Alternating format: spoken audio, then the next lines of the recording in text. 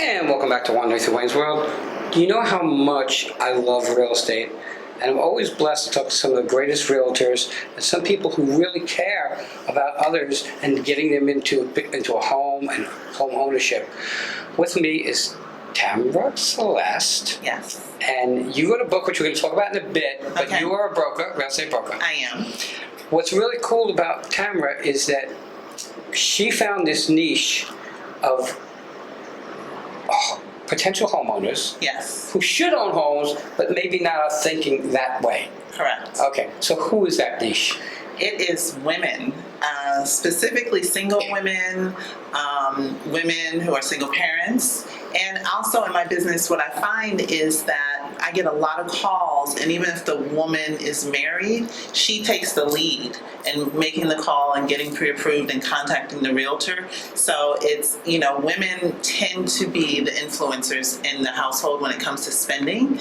So it's for all of those women out there, single, married, single moms. I want you to start thinking about home ownership for your family and increasing your net worth and building wealth through real estate. Right, it's about your future. It's about your future, your retirement. Do you want to just pay somebody rent and then you have nothing at the end of the time? Exactly. Okay, or do you want to own something that will be yours? My parents bought late in life, and when they sold and moved to Florida, they had a beautiful house in Florida because they had saved their money.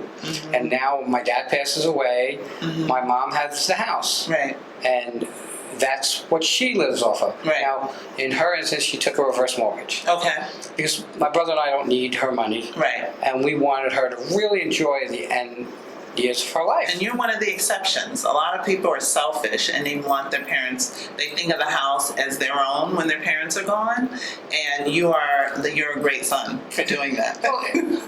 Look, I've been through some tough times. So, and they were always there for me. Right. Why? And that's part of the problem in this country. Our elders are pushed to the side. Absolutely. In other countries, that doesn't happen. Absolutely. Okay, so my mom had a chance to take out $140,000, $138,000. And you know what? She bought another little place, Okay. renovated it the way she liked, and had money to spend. Absolutely. Okay. And that's the power of equity. Right. That people have to understand also. Right. If she came out of a rental, she'd have nothing. Exactly. Okay. So let's talk about this niche. Okay. Okay. Buying a home is something that you need to prepare for. Correct? Absolutely. Okay. So when should a young woman or an older woman or whatever start thinking about getting out of that rental and getting into a home?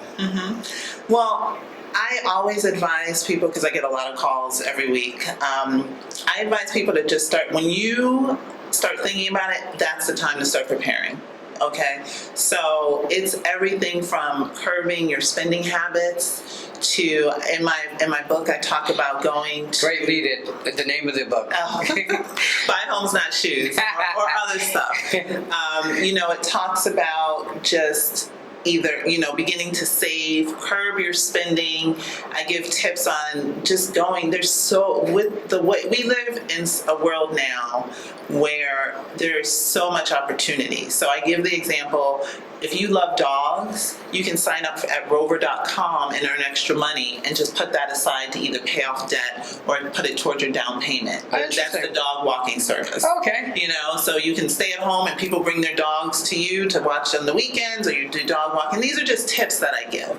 So there's really no excuse anymore saying, with Uber, you can get in your car and drive and make extra money and pay off your debt or put that money aside for savings. So there's really very few excuses now in the time that we live, because there's so much opportunity to make money doing things that you enjoy on the side. You have your full-time job and that pays your bills, and you go out and you do something else on the side to pay off your debt, pay off those credit cards, or put that money and stash it for your down payment. So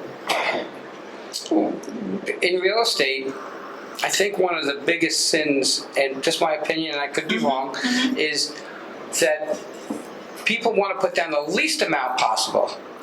Okay? Where the biggest waste of money that I know in real estate is mortgage insurance. Okay. Sometimes you have no choice. Absolutely. But it is a costly thing, and if you can put down the 20%, you should definitely put it down. Okay. Okay, right? The more equity you have in the home, Absolutely. the better off you are. That is true, but we also live in a world now where things are so much more expensive. So a lot of people, I think about my grandparents. I recently found the old mortgage from my grandparents, Okay. and they paid $14,000 for a house in the 60s, right? And I also recently was doing some research, and it costs about, in 1968, it cost on average $15,000 for a home, and the average income was about $14,000 a year. Now, if you look at what has happened over the years with inflation, now the average home is about $200, $220, but the average income is probably like $40,000. So things are so much more expensive. It cost $2,000 a year to go to Harvard in 1968. Okay, so back then, putting 20% down, it made a lot of sense because the disparity wasn't so great. Now you have people who have student loans. They're not making the income. You definitely need a dual income household. You have daycare. You have all these extra expenses. So I tell people, if you can get into the market, even at the 3.5% down or 5% down, go ahead and do it, because of the way the market is increasing. If you're in the market, hopefully if things continue over the long term, you're still going to have equity. But if you're renting and you're saving 20% and it takes you 5 years to save 20%, you've missed 5 years of equity. And that is very, very true. So, if you have the 20%, oh, absolutely. should you definitely put it down? It really depends. If it's going to deplete all of your savings, I would tend to say no. Just because you should still have money in the bank. Okay. Okay, that's my personal opinion. Other people may differ. Well, again, but you're in it, so you know. Yeah, I think that you need a rainy day fund. What if your air conditioner goes, or what if something happens and your roof? You need money. So if that's all the money you have, put 10% down, get a conventional mortgage, because with conventional mortgages, still when you reach 20% equity, you can still get rid of mortgage insurance. Okay, cool. An FHA loan, you cannot. Oh, once you're in it, you're in it. That's correct. They changed that law about 2 years ago. Oh, see, and these are things this is the reason we bring on people who are experts in their area to give you the information you need to make an educated decision on what you're going to do. So you found this niche, and now you decide to write this book. I did. I'm so excited. I birthed a baby. Okay, so tell us what's in the book. Okay, so in the book, I'm talking to the ladies out there. I start off with, I don't know if any of you watched Sex and the City back in the day, about 10 years ago. But I start off with the example of Carrie Bradshaw. It was a time when she was looking to buy an apartment, and she didn't have the down payment, but she had $40,000 worth of shoes in her closet.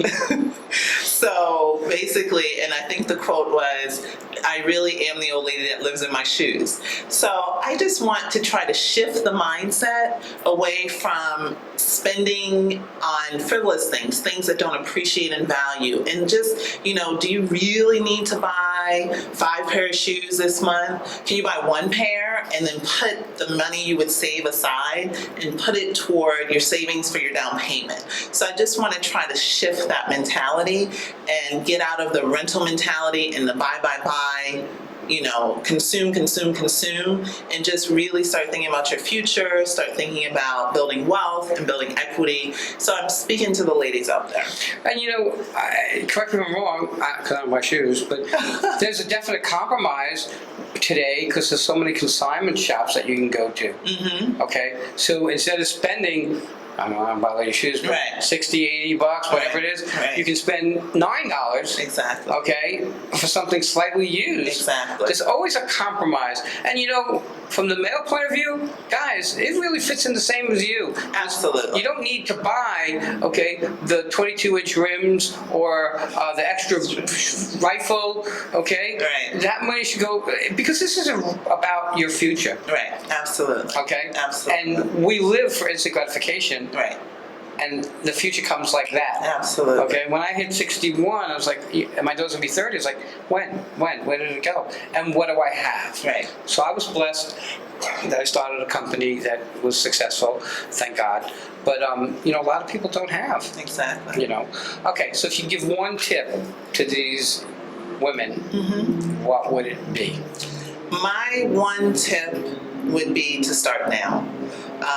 A lot of women and just individuals who contact me initially, they don't think that they can buy a home. The biggest misconceptions there are is that you need to have a lot of money down, 20% or more, and you have to have great credit. And that's so not true. I would recommend that you talk to a mortgage lender or a realtor locally in your area and just start the process, because even if you aren't ready to buy tomorrow or next month, if you talk to someone and get an idea of your finances and where you are and your credit score and just pull all that information together, you'll be on the road to home ownership 6 months, 12 months, but that's okay. At least you have started the process. A financial guy told me, I said, when, you know, people think that they don't have enough money to start a financial future, but the best day to start your financial future is today. And he said it doesn't matter if your financial future starts with you putting away $1 a week or $1,000 a week. You need to make that first step. Absolutely. I guess it's the same thing in getting ready to purchase a home. Absolutely. We're going to talk about time. How do people find you? Oh, so you can reach me on my website, tamaraceleste.com. That's TamaraCeleste.com. That is the best way to reach me. Or you can call my office at area code 772-617-6800. We cover from Port St. Lucie down to West Palm Beach. But then everybody, I tell you constantly, always go to the expert. Doing something yourself never benefits you the way you might think it does. And when it comes to real estate, if you buy a home without dealing with a realtor, you're crazy, because you don't save any money by buying it. Okay. And and people forget you don't pay the realtor as a buyer. The seller pays. Right. With that, everybody, stay tuned. We'll be right back. Thank you so much. Thank you. We'll be right back.